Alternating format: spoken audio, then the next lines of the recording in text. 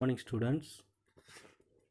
We are going to the new lesson unit 4 civics forms of government. இந்த லெசனில் வந்து நம்ம அரசாங்கத்தினுடைய வகைகளை பற்றி நம்ம இப்போ பார்க்கலாம். லெசனுக்கு போகிறதுக்கு முன்னாடி learning objects. To know about the types of constitution, அரசாங்கத்தினுடைய வகைகளை பற்றி நம்ம பார்க்கலாம். To understand the forms of government, to learn merits and demerits of the different forms of the government, and then to understand the difference between the unitary and federal, presidential and parliamentary forms of governments. இந்த கவர்மெண்ட்ஸில் இருக்கக்கூடிய 4 வகைகள் சொல்கிறாங்க. ஒன்று unitary and federal, presidential and parliament, அதாவது ஒற்றையாட்சி முறை, இரட்டையாட்சி முறை, அதிபராட்சி முறை, நாடாளுமன்ற முறை. இந்த 4 முறையினுடைய மெரிட்ஸ் அண்ட் டிமெரிட்ஸை பற்றியும் அதனுடைய முக்கியத்துவத்தை பற்றி இப்போ நம்ம இந்த லெசனில் பார்க்கலாம். ஃபஸ்ட் நம்ம பார்ப்போம் introduction. The government is the main agency of the state. ஒரு அரசாங்கத்தினுடைய முக்கியமான நிறுவனமே கவர்மெண்ட் தான். It comprises of several members belonging to political and administrative wings. It serves as the instrument for delegation and execution of the state policies for the welfare of the people. அதாவது இந்த government வந்து மக்களினுடைய welfare நலனுக்காகவே பாடுபடணும்.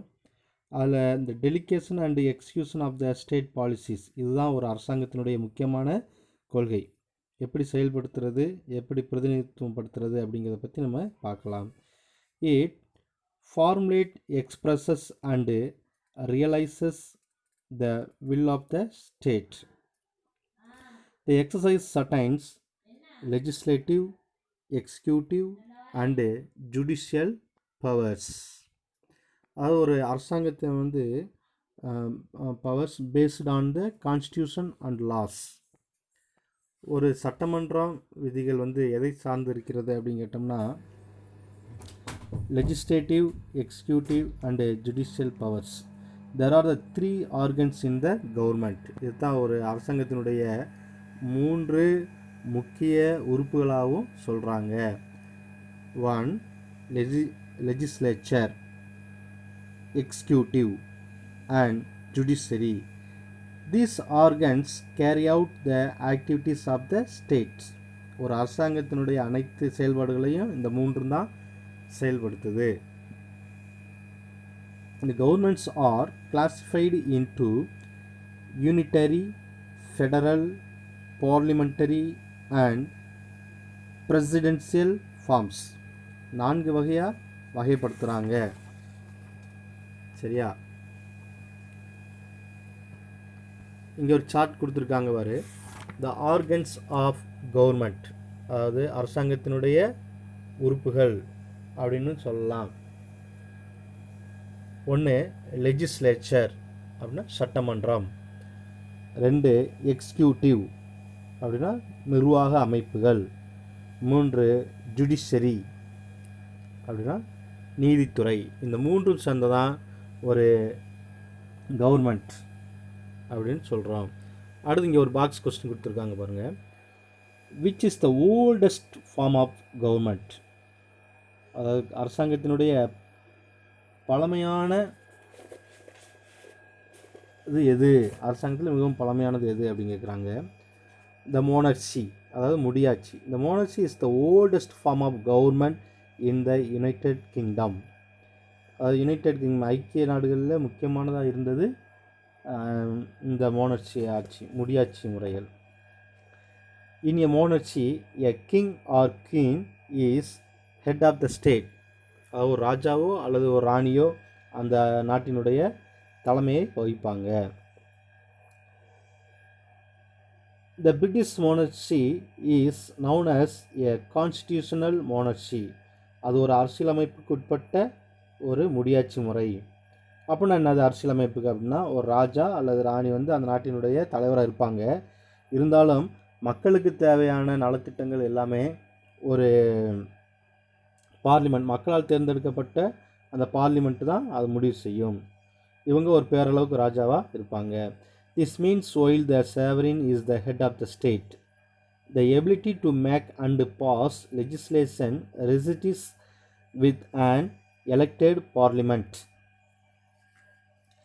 அடுத்து நம்ம பார்க்க போகிறது type of constitutions.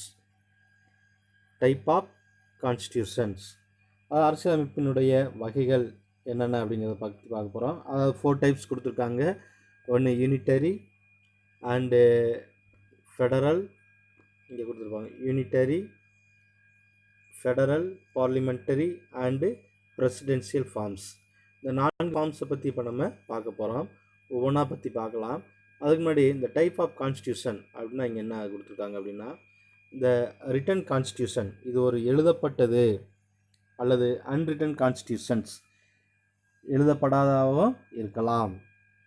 அடுத்து flexible இது ஒரு நெகிழும் தன்மையுடையது, அல்லது ரெஜிட் நெகிழும் தன்மையற்றது அப்படின்னு சொல்கிறாங்க. ஃபர்ஸ்ட் நம்ம பார்க்க போகிறது unitary form of government. Unitary அப்படின்னா என்னது? ஒற்றையாட்சி முறை. ஒரே ஒரு மட்டும்தான் அதிகாரம் படைச்சிருப்பார். அவர் அதிபர்னு கூட சொல்லலாம். அவருடைய ஆட்சி முறையை பற்றி இப்போ நம்ம பார்க்க போகிறோம். A unitary system of government or unitary state is a sovereign state government governed as a single entity. ஒரே ஒருத்தர் தான் தலைமை வகிக்க முடியும். The central government is supreme and the administrative division exercise only powers that the central government has delegated to them. அந்த ஒருத்தர் தான் central government, மத்திய அரசாங்கமாக இருக்கும். அது மட்டும்தான் அதிகாரத்தை வந்து பகிர்ந்து கொடுக்கும். ஆனால் அனைத்துக்குமே தலைமையிடமாக அந்த அதிபர் இருப்பார். இது எங்கெல்லாம் இருக்குது அப்படின்னு கேட்டோம்னா, England, France, Japan and Sri Lanka are examples of unitary forms of government. ஒற்றையாட்சி முறைக்கு இந்த நாடுகள்லாம் ஒரு உதாரணமாக இருக்கிறது. The term government derived from the old French governor. The government அரசாங்கம், கவர்மெண்ட் என்ற வார்த்தை பழைய லத்தீன் வார்த்தையான ஃப்ரெஞ்சு வார்த்தையான கவர்னர் அதில் இருந்தோம். த derived from லத்தீன், லத்தீன் மொழியான குபர்னர். இந்த கவர்னர் குபர்னர் ரெண்டுலேருந்து சேர்ந்ததான் கவர்மெண்ட் அப்படின்னு சொல்கிறாங்க. இதுக்கு என்ன மீன் அப்படின்னா, to direct, rule, guide, govern அப்படின்னு சொல்கிறாங்க. அதாவது டைரக்ட் இயக்கு, ஆட்சி செய், வழிநடத்து மற்றும் ஆழ்ந்தல் அப்படின்னு அர்த்தம். அடுத்து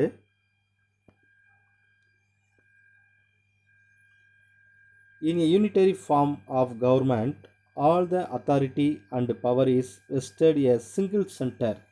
அதாவது இந்த ஒற்றையாட்சி முறையில் அனைத்து அதிகாரங்களும் ஒரே இடத்துல ஒருத்தர் கையில் தான் இருக்கும். இந்த வேரஸ் ஆனால் in a federal form of government authority and power is distributed between center and the constitution unit. அதாவது இது இரட்டையாட்சி முறை அல்லது கூட்டாட்சி முறை அப்படிங்கிறது வந்து மத்திய அரசாங்கம் வந்து தனது கீழே இருக்கிறவங்க கூட அதிகாரத்தை பகிர்ந்து கொள்ளும். ஆனால் ஒற்றையாட்சி முறையில் அப்படி இருக்காது. Even in a unitary form of government there might be a lot of decentralization of authority, but அதாவது டீசென்ட்ரலைசேஷன் இவங்கள்ட்டையும் பகிர்ந்து கொடுப்பாங்க. அப்படி கொடுத்தாலும் இது ஃபெடரல் சிஸ்டமாக ஆகாது. But we cannot claim it as a federal system.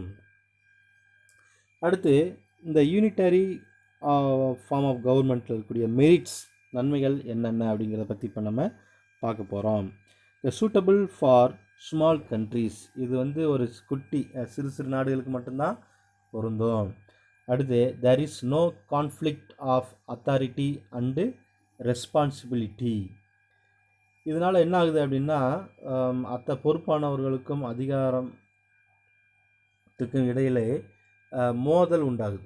Neeya Naana, யார் பெருசு அப்படிங்கிறத பற்றி இங்கே காட்டுறாங்க. அடுத்து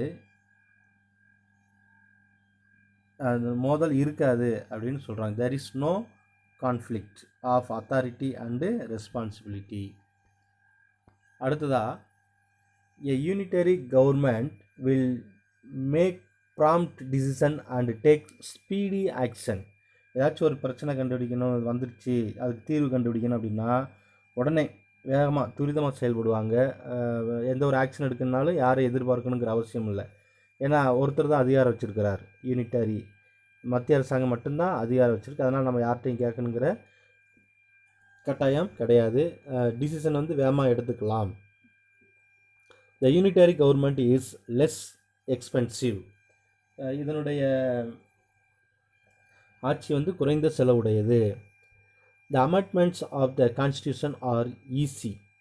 ஏதாச்சும் ஒரு சட்ட திருத்தம் செய்யணும்னா அமெண்ட்மெண்ட்ஸ் திருத்தம் செய்யணும்னா ஈஸியாக அவங்களே முடிவு எடுத்துக்கலாம், யாரும் கேட்கணுங்கிறது.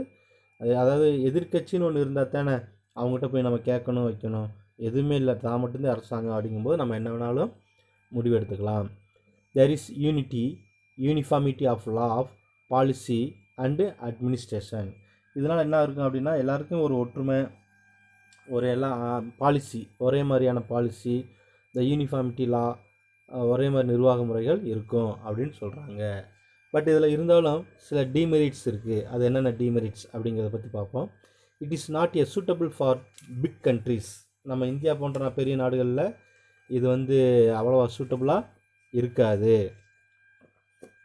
அடுத்து the central government will have to tackle so many complex problems that lead to administrative delay.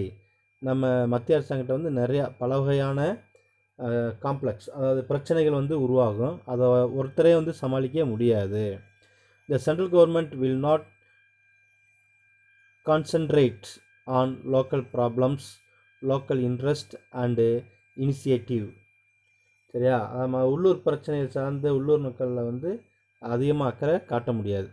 பொதுவாகத்தான் அவங்க சொல்ல முடியுமோ இல்லையோ ஒவ்வொருத்தரும் இண்டிவிஜுவலாக போய் எதுவும் ப்ராப்ளம் அதெல்லாம் வந்து காமனாக செய்ய முடியாது. அதே வில் நாட் கான்சன்ட்ரேட் பண்ண முடியாது அப்படின்னு சொல்கிறாங்க. The concentration of powers may pave way for the despotism of the central government. இதனால் என்ன ஆகுது அப்படின்னா ஒரு சர்வாதிகார ஆட்சி உருவாகிறதுக்கு வாய்ப்பாக இருக்குது, டெஸ்பாட்டிசம்ஸ் உருவாக வாய்ப்பாக இருக்குது அப்படின்னு சொல்கிறாங்க. அடுத்து நம்ம பார்க்க போகிறது unitary features of the Indian constitutions. அதாவது இந்தியாவில் அரசியலமைப்பு சட்டத்தில் ஒற்றையாட்சி முறைகள் இருந்தால் நம்மதில் இருக்குது. ஒற்றையாட்சி முறை இருக்குது, கூட்டாட்சி முறையும் இருக்குது. அதாவது மத்திய அரசாங்கம் வந்து ஒற்றையாட்சின்னு சொல்கிறாங்க. சரிங்களா? அதனுடைய சிறப்பம்சம் என்ன அப்படிங்கிறத பற்றி நம்ம பார்க்க போகிறோம். த ஸ்ட்ராங் சென்டர், பலமான ஒரு மத்திய அரசாங்கம். The central governments control over the state territory, அதாவது அனைத்து மாநில அரசுகளையும் தன் கட்டுப்பாட்டுக்குள்ளே வச்சுக்கிறாங்க. The single constitutions, the flexibility of the constitutions, unequal representation of states, the emergency provisions, அவசர காலத்துக்கு டக்குன்னு முடிவு எடுக்கிறதுக்கு இது ஒரு சிறந்த வழியாகும். த சிங்கிள் சிட்டிசன்ஷிப், ஒற்றை குடியுரிமைக்கு இது ஒரு சிறந்த முறை. த சிங்கிள் இன்டிகிரேட்டட் ஜுடிஷரி, ஒருங்கிணைக்கப்பட்ட ஒரு நீதித்துறையை நம்ம கொண்டுள்ளோம். இந்தியா ஃபுல்லாக ஒரே நீதிமன்றம். சரிங்களா? அதாவது ஒரே நீதிமன்றமில் கட்டுப்பாட்டுக்குள்ளே வச்சுருக்காங்க. அங்கே ஒரு சட்டம் இங்கே ஒரு சட்டம்லாம் கிடையாது, எல்லாமே. The single integrated judiciary. All India services, அகில இந்திய சேவைகள் செயல்பாட்டில் இருக்குது. The appointment of governor by the central government, அதாவது ஒரு மாநில அரசாங்கத்தினுடைய ஆளுநர்களை நியமிப்பது மத்திய அரசாங்கம். சரியா? இது இந்தியாவில் இந்த unitary features of the Indian constitutions, இந்திய அரசியலமைப்பு சட்டத்தில் ஒற்றையாட்சி முறையினுடைய அம்சங்கள் அப்படிங்கிறத பற்றி பார்த்தோம். அடுத்து நெக்ஸ்ட் வீடியோவில் அடுத்த டாப்பிக்கை பற்றி நம்ம பார்க்கலாம். தேங்க்யூ.